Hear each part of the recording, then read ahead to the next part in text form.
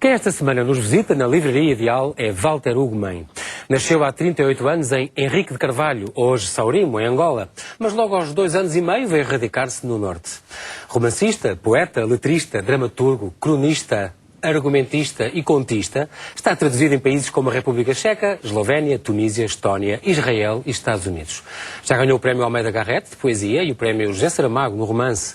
Tem publicados 13 livros de poesia, 4 romances e 2 livros infantis, que além de escrever, ilustrou. Foi também editor, é artista plástico, DJ e vocalista do Governo. Olá, Walter, seja bem-vindo à Livraria Ideal. Olá, muito obrigado. Vamos começar já pelo nome. Tu és Lopes, de apelido, e é de Walter Hugo Lopes, que não soava se calhar tão bem para Walter Ugumem. Porquê essa escolha? Walter Hugo Lemos. Lemos. Lemos dava-me direito a ser secretário de Estado. Eu achei que não era exatamente esse o meu caminho. Havia uma necessidade talvez de me distanciar desse jugo de virilidade que faz com que na sociedade todos nós herdemos o nome do pai, esqueçamos o nome da mãe, e então eu achei que ia para outro caminho, É uma homenagem. O nome que temos é sempre substancialmente diferente do nome que nos deram. E então eu achei que Walter Ugumem ficava mais perto daquilo que eu sou. E aliás não há palavra mais bonita do que esta, certo? Sim. Tu ouvi dizer que tiveste uma infância muito pacata, não conservas com certeza memórias da África, porque vieste com 2 anos e... Sim, não me lembro de nada. Tiveste uma infância pacata, a tua meninice livre, como tu costumas dizer, em Passos de Ferreira, onde fizeste a primária, mas também ouvi dizer que ao princípio não querias ir... Te faltaste a primeira semana de aulas, quer dizer, não querias ir às aulas. Porquê? É verdade. Não, porque eu tinha uma ideia da escola um bocado aterradora. O meu irmão dizia que a professora batia, que na escola se levavam umas coças, e eu não estava muito para isso. E acaba por ser a minha mãe que me convence a ir à escola, dizendo que se eu aceitasse, enfim, essas coças de vez em quando, iria aprender as coisas que tenho guardadas dentro da cabeça. E achei eu na altura que havia uma impossibilidade mágica nisso e queria muito aprender. No fundo, seduziu-te com essa magia da escrita. Exatamente, aprender no fundo, porque eu estava sempre à Bruxelas a perguntar-lhe para me lembrar de uma palavra ou de uma expressão que tínhamos ouvido e como eu não me lembrava, não conseguia reproduzir. Muitas das vezes nem sequer entendia o que as coisas significavam. Mas havia qualquer coisa na fonética e até na atitude de quem tinha dito que me fascinava. Também é uma coisa muito curiosa a maneira como tu tens de dizer que no fundo a tua cabeça nasceu no 25 de Abril. Sim. Porquê costumas dizer isso? Sim, porque é a minha recordação mais antiga. Eu sinto um orgulho tremendo. Sim, tinha menos de 3 anos, tinha quase 3 anos. E sinto um orgulho tremendo por ter a idade que tenho e saber exatamente, ou pelo menos ter uma memória, uma recordação direta, concreta de um dia tão especial quanto o 25 de Abril. E é a minha recordação factual mais antiga. Por isso, para todos os efeitos, há como que um nascimento da minha cabeça, porque tudo a que posso apelar vem depois, vem a partir daí para depois. Tu querias ser músico, querias ser... há quem diga que querias ser padeiro. Sim. Há quem diga porque adoras pão. Há quem diga que querias ser músico, também padeiro, cantor, pintor. Em que é que ficamos? Eu acho que, enfim, desde pequenito que sinto uma urgência enorme em ser tudo ao mesmo tempo, ou pelo menos experimentar tudo. Como tenho poucas convicções na transcendência, não estou nada convencido de que posso deixar para amanhã o que quero fazer agora, e por isso deambulo muito. E também sinto alguma necessidade da mudança, de me mudar. Nunca, se calhar tem que ver com o facto de nunca me senti verdadeiramente fascinado por nada do que eu tivesse feito, e por isso há uma insatisfação constante que me leva a procurar e procurar outra vez e começar outra vez. Tu tiraste o curso de Direito no Porto. E curiosamente chegaste a fazer o estágio, quase que se especializaste em divórcios, ouvi dizer.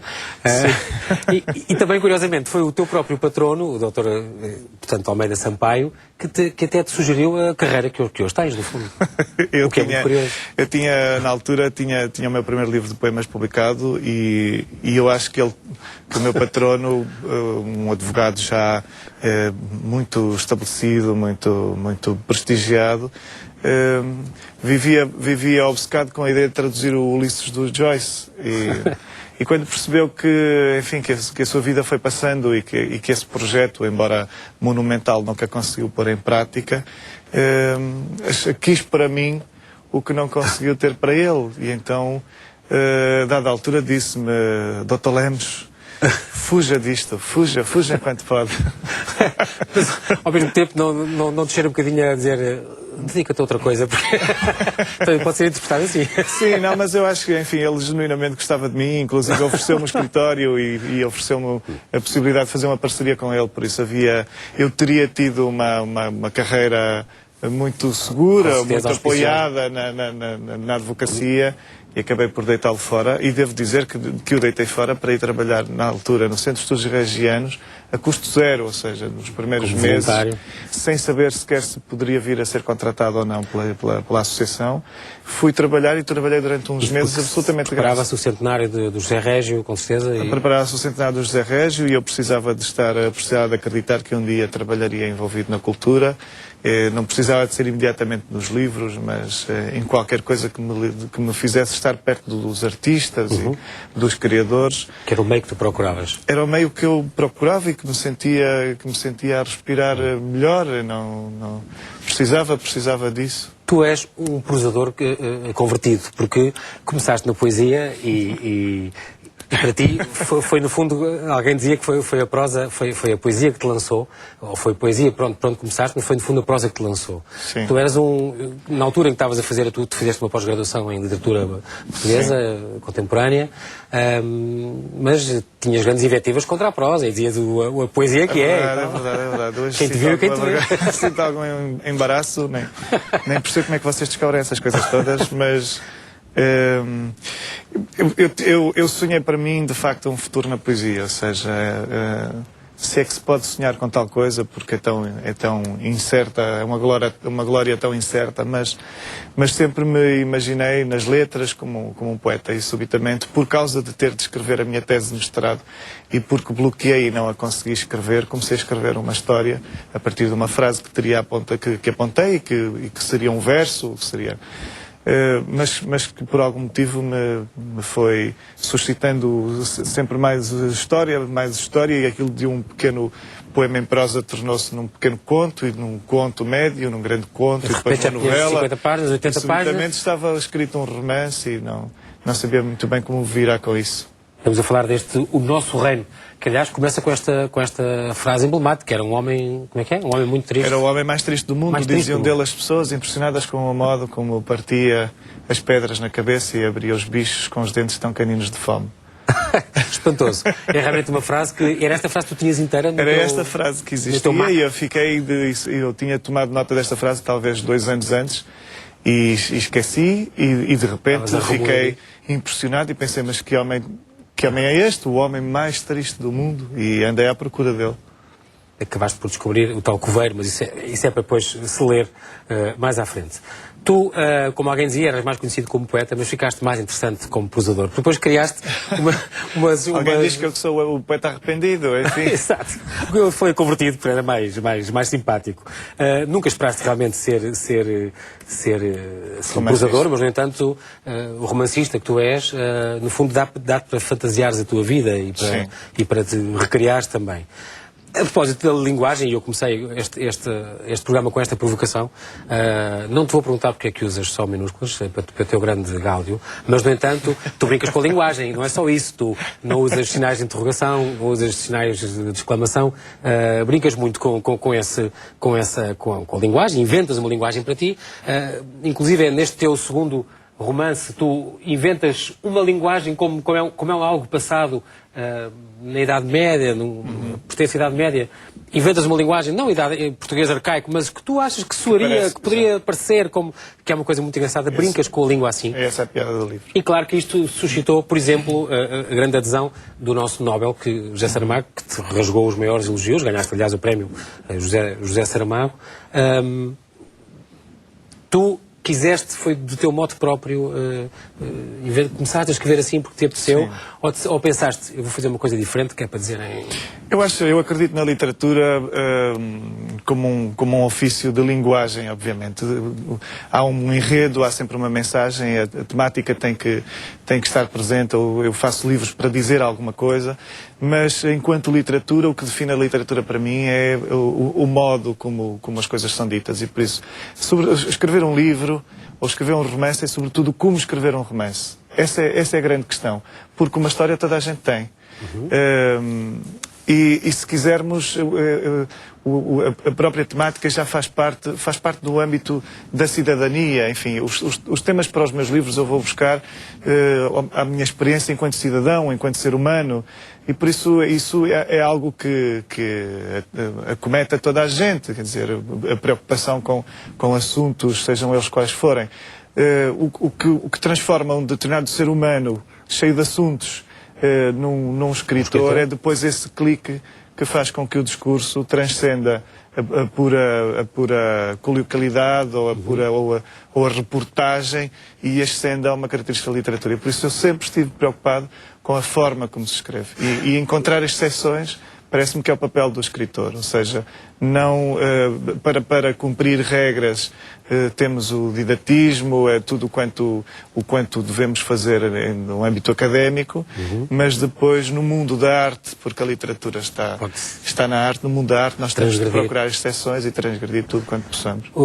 É muito curioso, porque não encontraste a resistência de alguns leitores, quer dizer, sim, eu perco começas a ler e depois ao fim de umas páginas entra-se naquele ritmo e já ninguém consegue largar. Portanto, sim, mas eu devo ser o escritor que perde leitores com mais rapidez no mundo, porque normalmente os escritores perdem leitores à 10ª página ou à 15ª, ou sei lá, e eu não, eu perco os leitores ainda na livraria quando folheiam o meu livro e a maior parte abandona. Enfim, não sei se neste momento as coisas vão acontecendo, já não sei se será a maior parte, mas uma boa parte dos leitores assustam-se e não aceitam essa proposta inicial de se habituarem a uma coisa nova. Também é muito curiosa a tua maneira de escrever, porque também não escreves ao sabor da pena, digamos, nunca prevês o fim da história. E se conseguires, se já começas a arquitetar a coisa até ao fim, abandonas o romance. Sim, eu sou o primeiro curioso do livro, ou seja, se souber tudo, funciona um pouco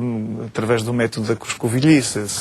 Se já souber com quem é que a personagem vai casar e se vai ser feliz ou se vai ser triste, eu fico imediatamente satisfeito e a personagem deixa de é como saber o fim de uma anedota, já não... É saber o fim da piada, sim. Eu preciso que o livro me surpreenda e só acredito, enfim, só sei fazer os livros assim e por isso só acredito que os meus livros funcionem na medida em que me impressionem a mim primeiro, em que me obriguem a mim a percorrer aquele percurso com os olhos abertos de surpresa. Porquê que tu que foste editor também, porquê que não te editaste a ti próprio? Enfim, acabei por editar alguns livros que obriguem a mim a percorrer aquele percurso com os olhos abertos de surpresa. Porquê que tu que foste editor também, porquê que não te editaste a ti próprio? Enfim, acabei por editar alguns livros de poemas, levei sempre na cabeça por isso. E depois na prosa eu fiquei com tantas dúvidas desta minha autoridade para começar a escrever romances, que pedi à Maria do Rosário Pedreira para ajuizar acerca da qualidade do meu primeiro romance. Aliás, tinhas prometido a outro amigo teu da Sim, Âmbar. eu tinha conhecido o João Rodrigues, que na altura dirigia a Âmbar, e tinha ficado literalmente apaixonado por ele enquanto editor, porque ouvi-o a discursar acerca dos livros e achei que era o editor perfeito. Mas depois cometeste a veleidade de mostrar a abrir a mão? E depois tive medo de ofender o João aparecendo-lhe com um livro e como se o estivesse um pouco a encostar à parede por termos ficado amigos, e então pedi à Maria do Rosário Pedreira, que já era minha amiga, e disse-lhe, olha, eu quero muito oferecer este livro ao João, mas só lhe ofereço se me disseres que vale a pena, que não vou chatear. E ela disse, não, este livro vai ser para mim. Meu. E eu, na verdade, fiquei maravilhado, porque ela é uma editora incrível, não é? E trabalhar com ela foi sempre um... Estamos a falar deste O Nosso Reino, o tal que arrancou daquela frase e que escreveste de repente, em 15 dias estava o romance escrito. Este livro, aliás, Mas como é que tu sabes isso? mas isto são coisas que basta ler este livro para perceber que isto foi é um impulso que te saiu, um impulso criativo e que foi dado.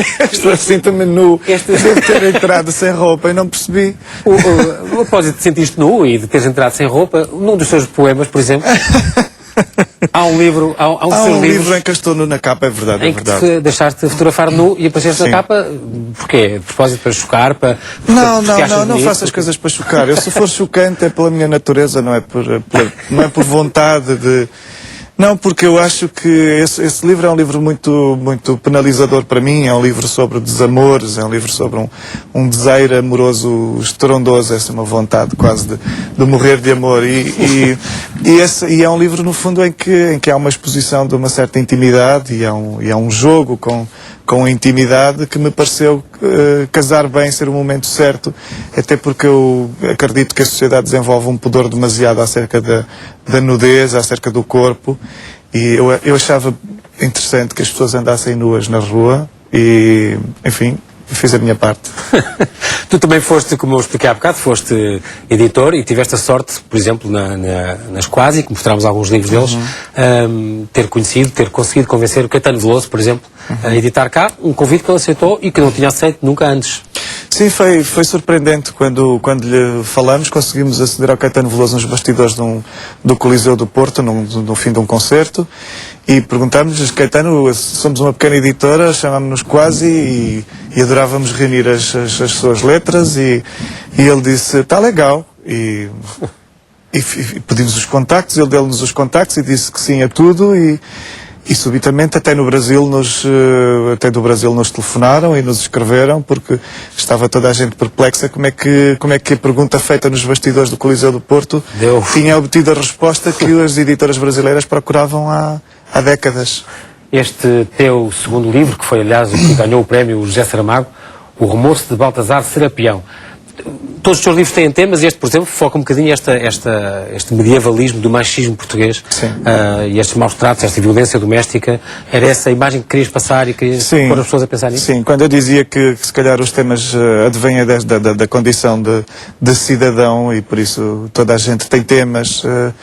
O que acontece comigo, com os meus livros, é que eu vou sempre atrás de alguma coisa que preciso de entender melhor e que me impressiona, que me frustra e que me ajuda a entender como é que historicamente ainda não ultrapassamos determinados estigmas e defeitos. Aprendes com os teus próprios livros? Aprendo, os meus livros são exercícios de aprendizagem. Aprendo muito, e eu normalmente costumo dizer que os meus livros, ab início, não são autobiográficos, mas depois de escritos são sempre autobiográficos, fazem sempre parte integrante da minha experiência de vida, da minha vida.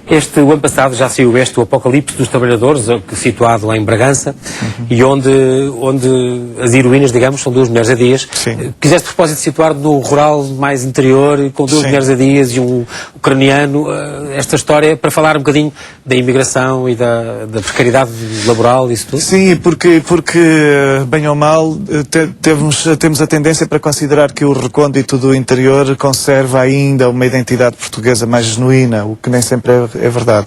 E é preciso ver que Bragança, a imagem que eu tinha, eu frequentei Bragança durante uns tempos, e a imagem que eu tinha de Bragança estava muito viciada por alguém que vive no litoral, sobretudo. Eu encontro em Bragança um cosmopolitismo insuspeito, do qual eu não estava à espera, porque os bragantinos estão habituados ao estrangeiro, faz parte do seu cotidiano lidar com o estrangeiro, e porque estão ali, porque recebem os espanhóis, porque veem televisão espanhola e porque acabam por se mesclar muito mais do que estaríamos à espera. E por isso há uma identidade portuguesa, mas que transcende barreiras, transcende fronteiras, literalmente, de que não estávamos à espera. Estás agora a lançar este último, A Máquina de Fazer Espanhóis. Isto é, no fundo, também uma homenagem, é dedicado ao teu pai, é uma homenagem, no fundo, que fez agora 10 anos que morreu. Sim, sim. É também uma homenagem à terceira idade. Tu falas muito sobre isso. Sobre sim, como a morte suaviza... uma tentativa de perceber essa matéria-prima da sociedade à qual raramente deitamos mão, e que que, enfim, tive sempre a sensação de que nunca consegui imaginar a minha vida para além dos 40 anos, por isso sempre que me perguntam o que queres ser quando fores velhinho, como é que queres estar, onde é que queres estar, e eu não tenho muita convicção de que vou conseguir ser velhinho, mas antecipo de alguma forma essa experiência com este livro e de algum modo reponho também essa experiência na vida do meu pai, que acabou por morrer com 59 anos, sem poder ser velhinho, é verdade. Sem nunca ter vivido a terceira idade. Eu queria acabar por mostrar estes dois livros infantis que tu desenhaste e escreveste. Portanto, e se não me engano, já tens mais dois quase a vir, tens mais dois na carteira. É um filão que te interessa explorar mais? Sim. Há um prazer em falar com as crianças, em contar histórias às crianças e em perceber as reações maravilhadas e generosas delas, e às vezes cruéis, que nos ensinam muita coisa, que eu sempre quis ter. Enfim, os meus livros têm uma tendência para se dirigirem aos adultos muito forte, porque são livros que costumam ser sobre temáticas fraturantes, há uma tristeza que atravessa, embora poeticamente, mas que atravessa a história. E por isso, normalmente quando eu tentava escrever para miúdos, eu costumo dizer por brincadeira que a 10ª linha arrancava a cabeça a alguém, e por isso não podia ser. Não podia ser uma coisa surrealista como são. Exatamente, e, enfim, consegui finalmente, acho eu, textos que se adequem às crianças, e devo dizer que... com maiúsculas. Sim, com maiúsculas, porque aí impõe-se uma certa didática, e devo dizer que não uso sequer bruxas más, nem bicho-papão, nem lobo mau. Enfim, todas as personagens são profundamente benignas, para que não se produza qualquer susto, e não há rigorosamente moralismo nenhum. Para avisar os pais e os professores que estejam seguros, que podem incluir no Plano Nacional de Leitura sem problema, sim, que é inócuo. Estão adequados a todas as idades, e enfim. Se não me engano, tu costumas dizer que tens 500 romances na cabeça, 500 ideias, de inspiração não te falta, com certeza. Se não me engano também, tens uma coisa em mãos, que já será provavelmente o teu, acabou, este está a ser lançado, mas já tens qualquer coisa escrita a nível de um romance passado numa aldeia onde há uma mulher, que é a mais linda mulher da aldeia, mas que tem maçã de Adão. Portanto, isto é uma coisa que vai ser complicado de gerir. É isso que será o teu próximo romance? Sim, eu precisei, depois da máquina de fazer espanhóis que acaba de sair, eu precisei de me situar, através de imaginação sempre, obviamente, mas me situar num outro lugar muito mais pícaro, muito mais... E penso que estarei a fazer neste momento o meu livro mais cómico, que estou a permitir conscientemente que o livro seja uma comédia. Ficamos a aguardar com muita vontade. E além disso, ainda havia para falar de seres vocalista do governo desta banda, e teres escrito argumentos, e teres feito teatros e tudo. Nós, infelizmente, o tempo fica por aqui. Obrigado por teres visitado, por ter vindo do Norte. Espero que tenhas gostado de passar por aqui, e oxalá nos continues a surpreender sempre com a tua criatividade exuberante em qualquer área em que nos tens presenteado. Você já sabe, as suas sugestões, as suas ideias podem ser enviadas para livraria.ideal@tvi.pt. Em meu nome, da TV24, desejo uma semana cheia de boas leituras.